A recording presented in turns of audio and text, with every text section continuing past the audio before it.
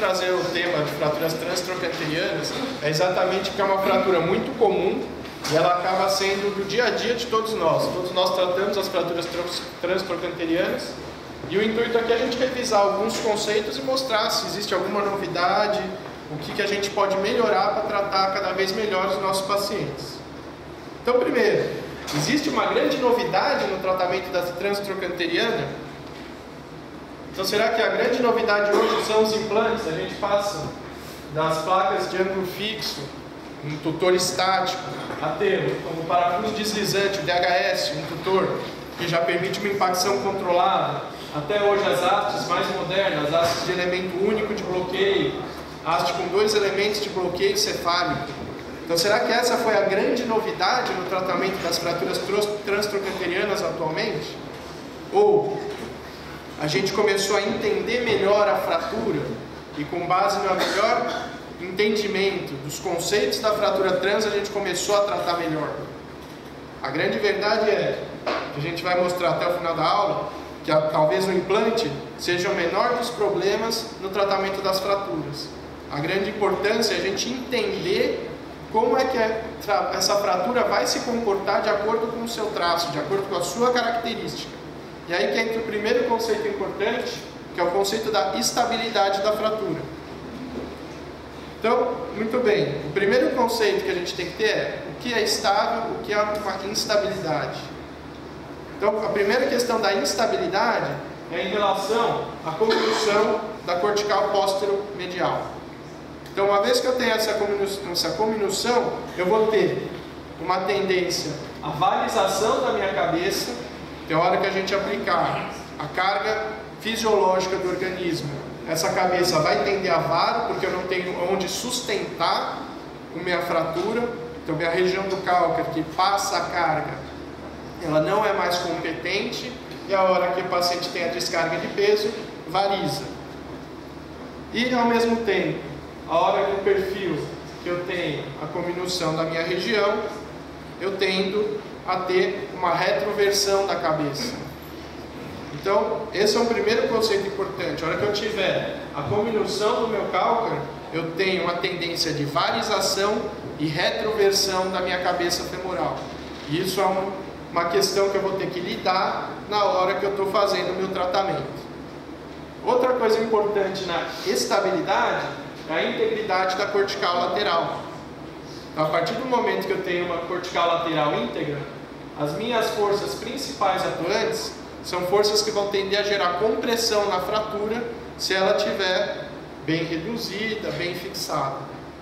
Então, isso já é um ponto favorável. Eu vou gerar compressão na fratura, que é tudo o que você quer, que vai propiciar ao processo de consolidação. Mas, se eu tiver uma quebra nessa cortical lateral, eu vou ter principalmente uma força de cisalhamento, onde eu vou tender para a medialização da diáfise e a lateralização do fragmento proximal. E isso a gente tem que levar em conta porque, dependendo do tipo de implante que eu usar, como por exemplo, parafuso deslizante tipo DHS, ele vai levar a falha do meu implante e a falha da fixação.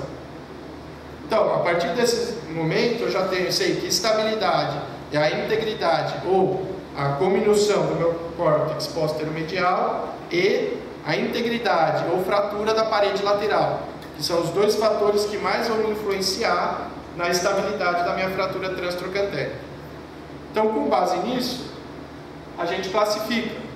Então, aqui a gente acaba usando a classificação AO, porque ela é mais simples e a que mais tem reprodutibilidade inter e interobservadores.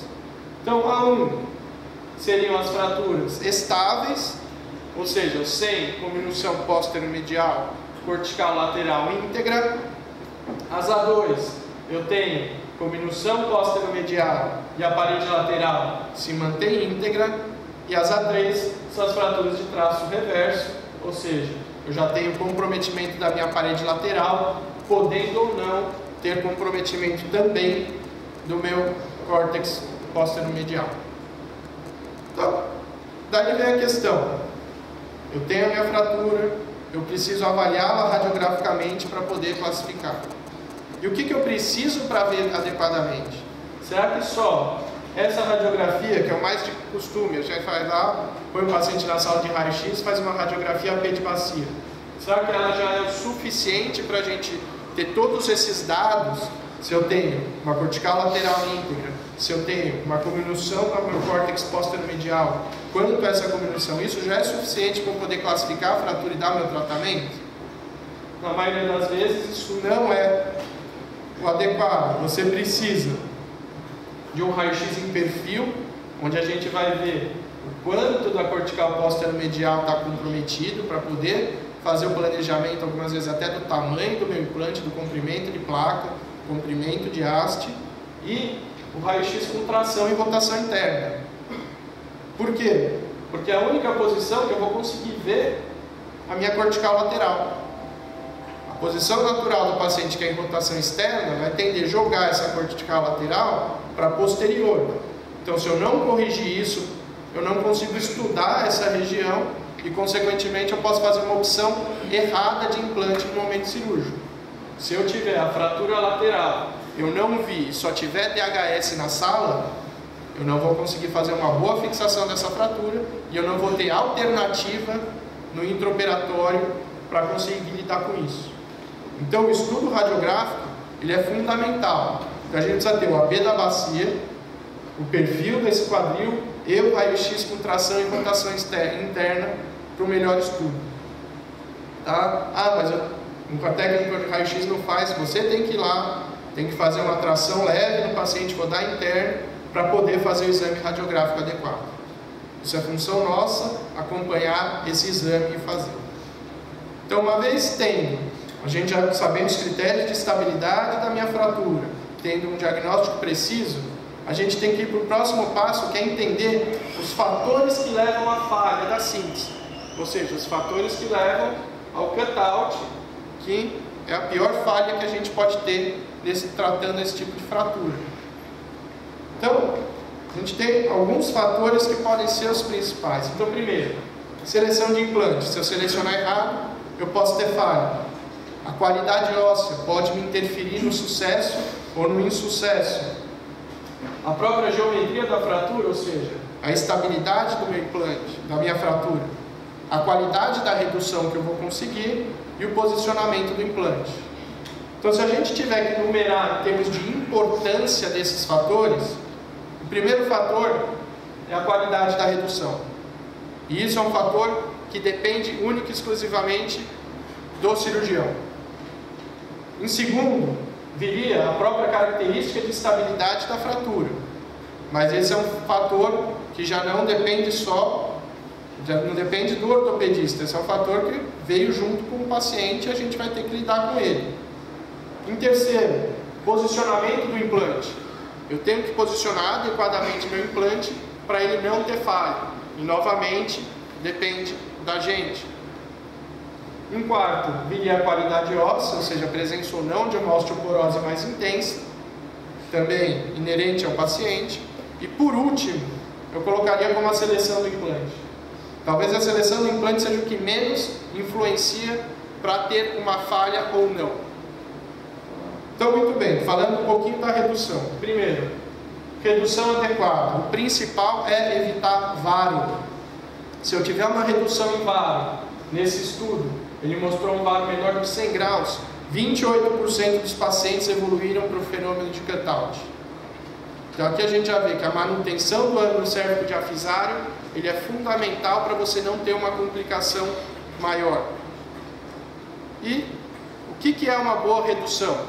Então aqui a gente tem um exemplo de uma possível redução em radioscopia. Então aqui a gente vê no AP e no perfil. A gente nota que existe um varismo aqui na região. Se a gente for traçar o ângulo cérvico diafisário, ele está diminuído em relação ao esperado, ao normal. E no perfil, a gente nota que não há um alinhamento desse ângulo também. Então a gente não pode, de forma alguma, aceitar essa redução. Primeiro, o implante não corrige redução. Você tem que fazer uma redução prévia à colocação do seu implante. Ok? E a redução tem que ser adequada. Então aqui um outro exemplo, um paciente de 72 anos, a gente colocou na mesa de tração, que é o nosso hábito para estudo, e aqui a gente julga a redução. Que parâmetros que eu vou usar? Primeiro, refazer a linha do cálculo. Então se eu tenho a linha do cálculo refeita, com o contato entre a cortical anterior e o resto da diáfise, isso é um bom parâmetro de redução.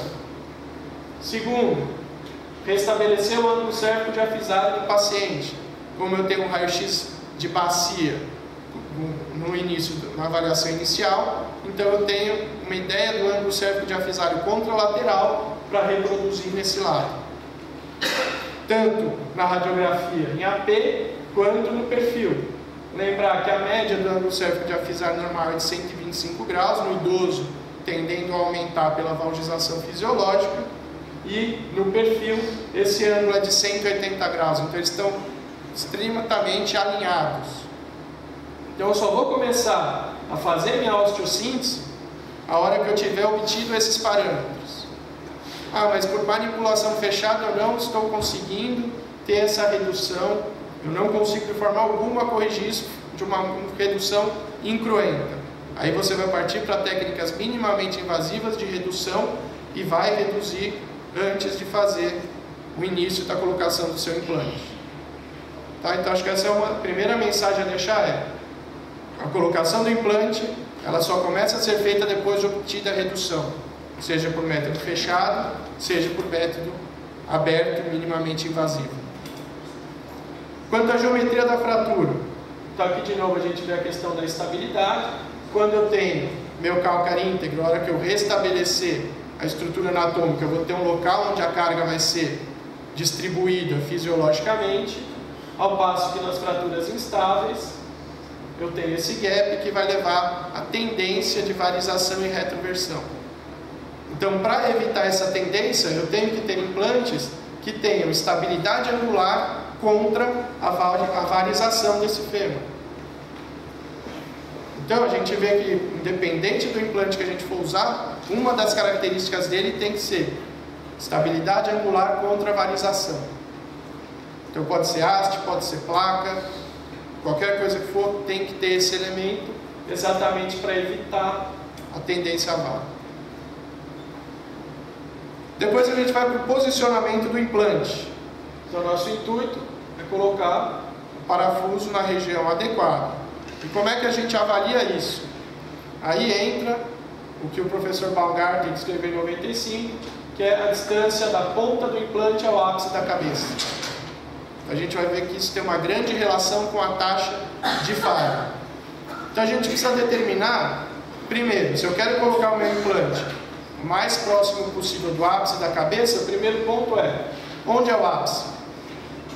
Que é muito fácil falar, vamos pôr no ápice da cabeça, é bonito falar, mas como a gente faz para determinar onde está localizado o ápice da fratura?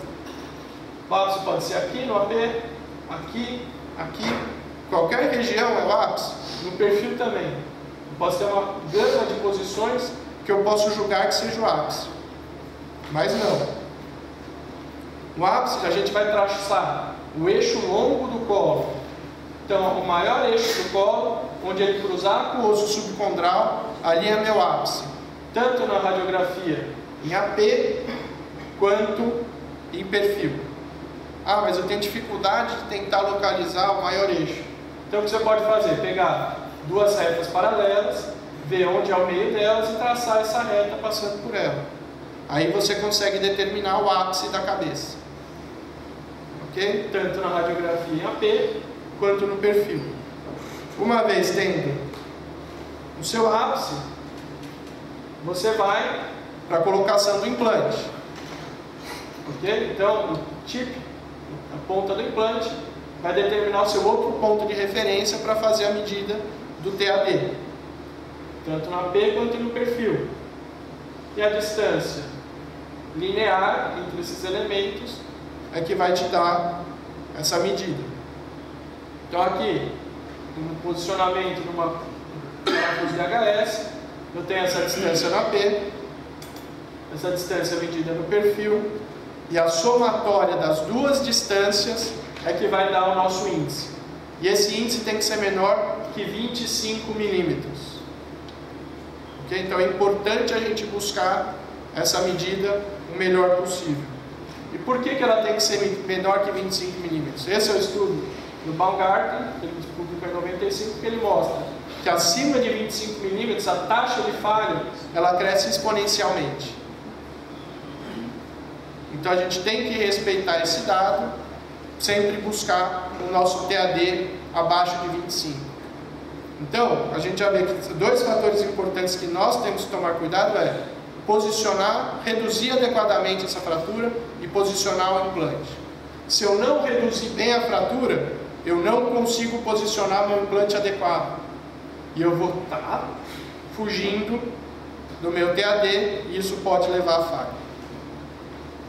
Quanto à questão da qualidade óssea, da osteoporose, a gente tem que lidar com isso de que forma? A partir do momento que vai tendo o processo de osteoporose, eu vou tendo reabsorção óssea e a gente vai ficando cada vez menos osso na cabeça. Vão sobrar as linhas de compressão primária e as linhas de tensão primária, que vão ficando cada vez mais próximos da região do osso subcondral. Então, se no paciente jovem eu posiciono meu implante a 10 milímetros do osso subcondral, se a gente somar no APEN no perfil, ainda vai dar um TAD menor do que 25. No paciente com osteoporose, eu tendo a diminuir essa distância. Eu deixo ele a 5 milímetros do osso osteocondral. Exatamente porque é ali que eu vou ter osso para o meu implante ancorar. Se eu colocar numa distância maior, esse parafuso não vai estar ancorado em osso e vai poder falhar. Ok? E por último, seleção do implante. A velha questão: placas DHS versus hastes intramedulares. Então aqui a gente tem um estudo que comparou em 4 e 12 meses, tanto os resultados com haste quanto os resultados com placa.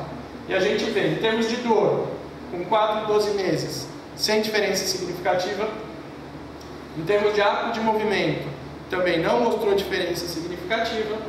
E alterações de marcha, progressão da marcha com 4 e 12 meses sem diferença. Aqui uma meta-análise que envolve 24 estudos, envolvendo mais de 3 mil pacientes, que é a revisão anual do Parkinson. Então ele vê taxa geral de cutout, incluindo qualquer tipo de fratura transtrocantérica, sem diferença significativa. Taxa geral de cutout, incluindo aqui só as fraturas instáveis, também sem diferença.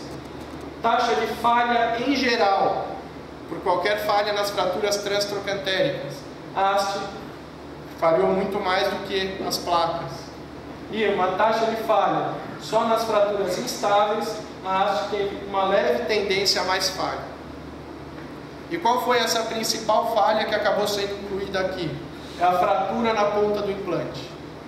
Então talvez essa seja uma crítica ao trabalho, que aqui você leva em consideração todas as gerações de hastes intramedular e cefalomedular que foram usadas no tratamento das fraturas transtrocantéricas, enquanto no início do desenvolvimento dessas hastes, a taxa de fratura era muito grande. Então, talvez com o tempo, isso tenda a diminuir, mas por enquanto, ainda é o dado que a gente tem. Mas ele também avaliou a parte clínica, falha da consolidação, taxa de infecção, hematoma pós-operatório, fenômenos tromboembólicos, taxa de complicação clínica, mortalidade, dor tardia, dificuldade para a marcha e retorno ao nível de atividade prévia. Será que algum foi superior ao outro? Sem diferença significativa. Ambos tiveram os mesmos resultados. Como conclusão do estudo, ele recomenda que as hastes intramedulares não sejam usadas nas fraturas estáveis, que nas fraturas instáveis não existe uma grande vantagem em você usar a haste cefalomedular. A única recomendação é para as fraturas de traço reverso, que nas fraturas de traço reverso, sim, existe evidência de que a haste tem uma tendência a ser superior à placa, exatamente por neutralizar melhor aquela força de cisalhamento. Então, qual tem sido a nossa conduta adotada aqui pelo grupo de trauma para o tratamento das fraturas transtrocantéricas? Nas fraturas A1, velho e bom DHS. Então aqui um exemplo, o paciente 78 anos, chegou com essa fratura trans, submetida à fixação interna, DHS, com uma boa evolução. Então, depois de tudo isso que a gente falou, existe espaço para haste das fraturas A2? Ou tudo a gente vai tratar com DHS? Você pode fazer DHS, porém, em algumas situações, a haste acaba sendo recomendada. Quando? Primeiro, quando eu tenho uma parede lateral pequena, como nesse caso, a gente vê que o traço, ao invés de vir para o ápice do trocânter maior, ele corre um pouco para a base. Então, qual que é o risco? O meu ponto de entrada do DHS é no nível do trocânter menor. O risco é a hora que eu estiver passando da broca tripla DHS para fazer o trajeto do parafuso e a acomodação do canhão da placa, eu ter a fratura da parede lateral. E aí, se eu fraturar intraoperatório, eu estou transformando a minha A2 numa A3 e muitas vezes eu não vou ter como consertar isso, eu vou estar só com DHS e isso vai falhar com o tempo. Então, nesses casos, a gente acaba indicando haste céfalo-medular. Cominução do trocânter maior. Então, quando eu tenho uma fratura com cominução aqui na região do trocânter, a gente acaba indicando. Por quê? Pelo risco de medialização excessiva com a impacção do DHS. Eu não vou ter o cálcar que vai poder estabilizar a minha fratura. Então, o meu segundo local de estabilização da fratura seria a ponta do trocânter maior, que também está cominuta. Então, com o DHS, esse fragmento só se estabilizaria a hora que ele tivesse contato com a cortical lateral. Então, para evitar a medialização excessiva, a haste ela acaba virando um novo batente. Então, a partir do momento que eu tiver com a haste ali, ela vai acomodar a fratura e dessa forma eu tenho uma medialização menor da minha diálise. E por último, osteoporose grave. O que foi o que aconteceu exatamente nesse caso? A gente já avaliava, a gente vê aqui, só tem uns linhas de compressão primária, então uma osteoporose grave. O risco que pode acontecer é exatamente o que aconteceu aqui, aí fica um pouco ruim de ver, mas existiu uma fratura intraoperatória da parede lateral.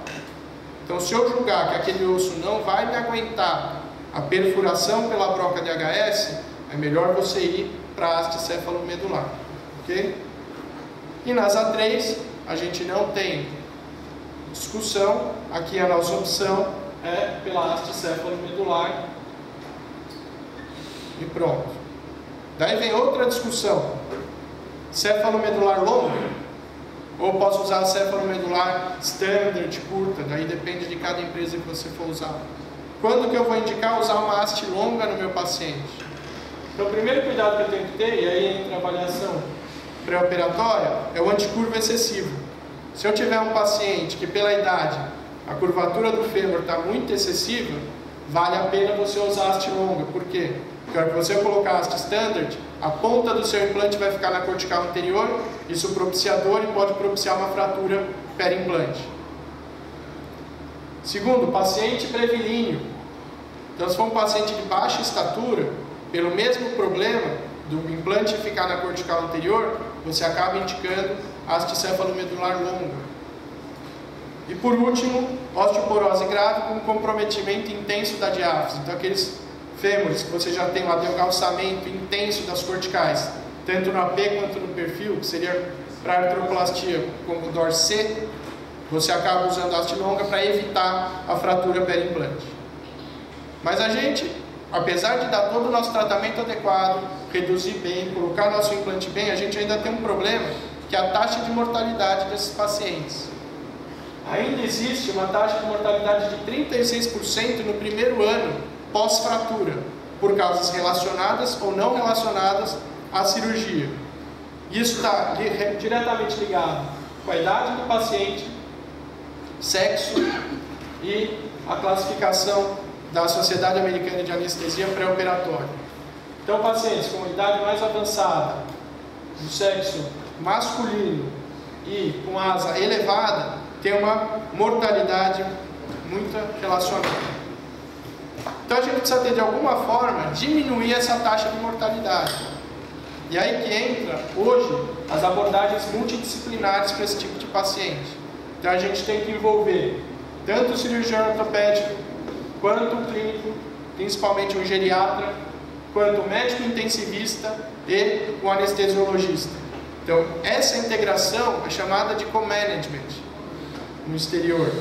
E ela já vem mostrando alguns benefícios. Então, primeiro, ele agiliza a cirurgia para com que ela ocorra em até 24 horas após a internação do paciente. Com isso, eu tenho uma diminuição na taxa de complicação. Então, nos pacientes que foram tratados em conjunto, eles tiveram 30% de complicação, enquanto os pacientes que não tiveram esse tratamento quase chegou a 50% de complicação.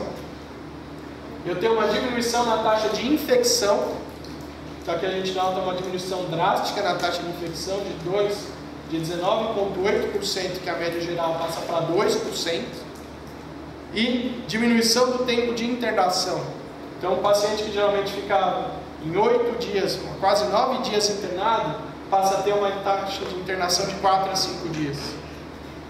Daí vem a pergunta, mas isso está diminuindo a mortalidade? Esses estudos ainda são muito recentes para mostrar uma diminuição nessa taxa. Mas talvez esse seja o caminho para conseguir ter uma melhora da sobrevida do nosso paciente. Então, como mensagens: primeiro, fazer o diagnóstico correto para você ter uma boa classificação da sua fratura, com isso poder indicar o seu tratamento adequado. Segundo, planejar adequadamente a sua cirurgia, que implante eu vou usar, como eu vou reduzir, e executar a sua cirurgia conforme você planejar, de forma que você diminua as causas de falha. E por último, precocidade na cirurgia. Tentar agilizar o máximo possível, operar o mais breve possível esse paciente, desde que você tenha uma abordagem conjunta, multidisciplinar, para poder tratar esse paciente. Obrigado.